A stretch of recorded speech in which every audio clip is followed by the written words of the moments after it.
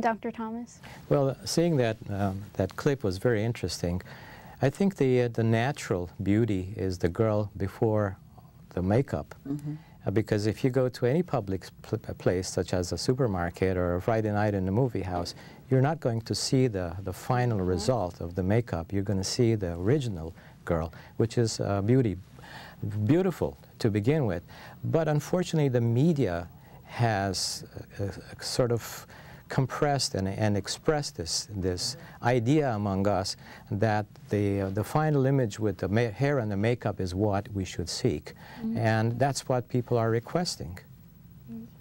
And sometimes the requests are so unreasonable and they're so minor, and as a plastic surgeon I have to be able to weed out and try to avoid operating or touching on patients who have very, very small defects that I can hardly see, and they're expecting me to improve it. Such patients, for instance, they come to me and they bring a picture of a model and they want to look like her. When I see somebody come in with a picture, I don't even look at the picture, and I tell them I cannot produce that. I can only change your appearance slightly to make you look probably a little bit better. That's an interesting comment you stated there, because earlier this year, reality star Heidi Montag received a lot of criticism in the media for getting 10 procedures done in one day, and she was only 23 at the time. And she told Good Morning America that she felt pressured by the media to look perfect. So what were you thinking when you heard about that in the media, and what would you have done in that case and under those circumstances? Well, I was kind of surprised about the surgeon who decided to do 10 procedures on a young lady. I wouldn't have done that personally, because the longer and the more procedures you do on anybody, you are increasing the chances of complications. And for a young lady who was naturally beautiful, I cannot imagine why anybody would do so many procedures. And now if you look at her compared to her before surgery, I think she looks artificial. Her breasts are out of proportion. Her face looks very different. I think before her surgery, she was just a natural beauty.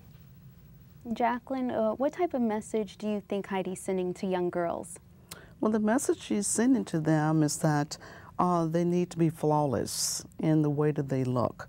And therefore, they need to mimic what she did, which is to find a surgeon who would be willing to perform as many procedures as they request the surgeon to perform in a short time span so they can be perfect.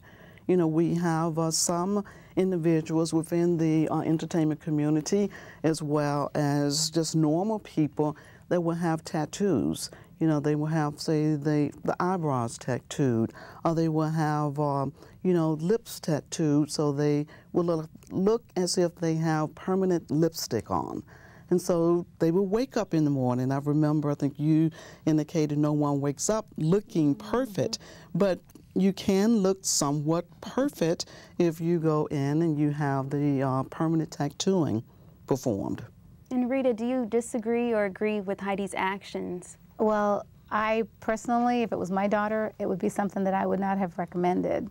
And unfortunately, because a lot of the young ladies are watching this and mimicking this, they would be going like our doctor here says, from one plastic surgeon to another until they find somebody, unfortunately, who will perform those procedures.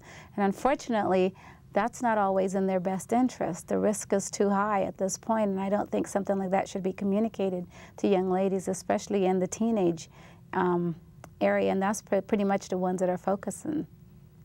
Well, some women at a Los Angeles shopping center, they agree with having plastic surgery, and some other women disagree. Let's take a look at that now.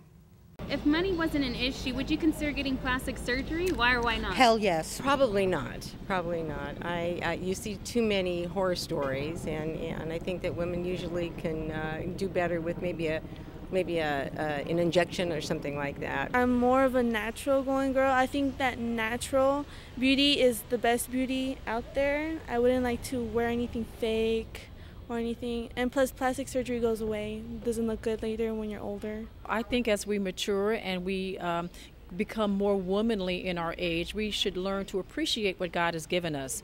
So for me, I would say no, I'm not interested in having plastic surgery. I don't like messing with what God gave me, and to me, you know, I'm more concerned about the side effects or what ifs, the complications that, you know, I've heard people talk about, seen. So I wouldn't touch what I have, and, you know, why risk the complication where you can come out looking worse than what I already am.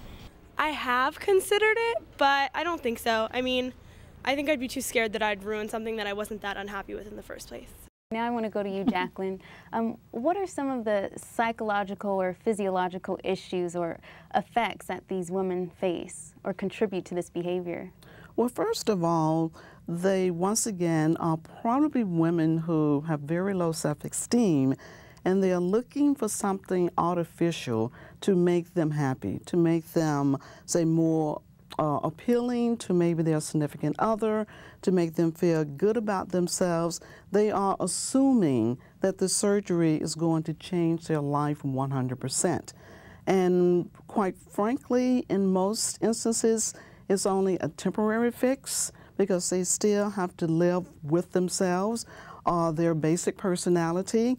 And sometimes the women become very suicidal because what they assume was going to happen, this new leaf on life, a lot of, say, men pursuing them because they have the breast enhancements, they have tweaked different things on their face, and when they find out that is not the case, then the question becomes, what do I do next? And so some of them are so desperate that they will attempt to harm themselves. Can you share with us and tell us about what body dysmorphic disorder is? Well, with body dysmorphic disorder, it's a disorder that's associated with a preoccupation of either real or perceived defects. And the person becomes so obsessed with this preoccupation that it interferes with them being able to engage in day-to-day activities. It interferes with their social life, it interferes with their ability to go to work. Some people actually avoid going to work because they think that this defect is so horrific that others are going to talk about them, make fun of them. Some teens may avoid going to school. They may drop out of school, once again because of their perception of the defect is exaggerated and they think others are seeing what they see. So it's when the preoccupation becomes so excessive that it interferes with the person being able to function. Dr. Thomas? Yes, body dysmorphic disorder is very rare. In my almost 30 years of practice, I probably have seen maybe 2 or 3 cases. As a plastic surgeon, I have to be able to recognize these people and not perform surgery on them. But plastic surgery on the right person, performed by the qualified doctor, helps a lot, I think, because I have a lot of happy patients who come to me for plastic surgery. For instance, if a young girl is pretty but just doesn't have enough breast tissue, is flat-chested, once you give them a breast implant that is just right for that body, nothing large and unusual, the whole attitude changes. I see so much change in attitude that I think if it's done properly and by the person who is really qualified, somebody who's certified by the American Board of Plastic Surgery, I think it's very, very worthwhile. I have patients, it's so obvious in the before and after pictures, the attitudes, the hairstyle, the change in clothing. For instance, somebody had eyelid surgery done and then had droopy eyelids, and then when you remove that extra skin, all of a sudden the face looks so much younger and more awake, and then the whole attitude, the whole makeup and the whole hairstyle changes, and they look so much more attractive.